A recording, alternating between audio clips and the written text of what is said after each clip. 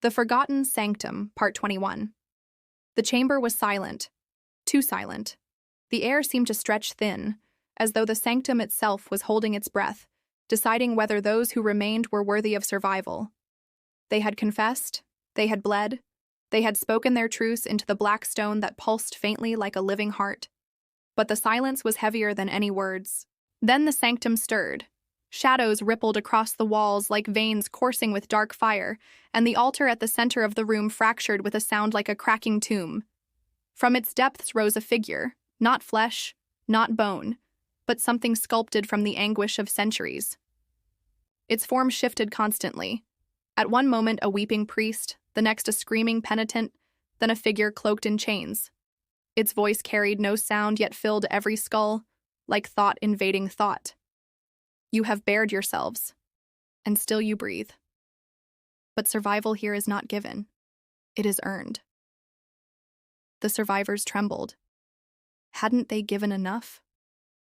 Hadn't they spilled their souls into this chamber?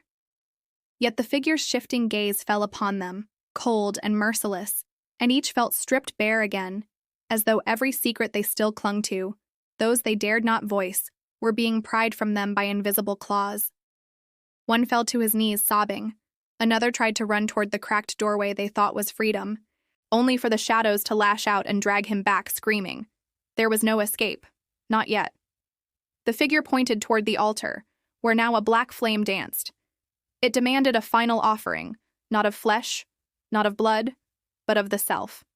Cast into the fire that which binds you most, or be bound to me forever. The survivors understood with horror. The sanctum wasn't asking for another death.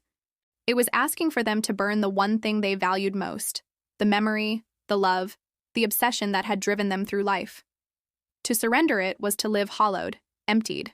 To refuse was to be devoured whole. The choice lay heavy as stone. The chamber's shadows curled closer, whispering, urging, hungering.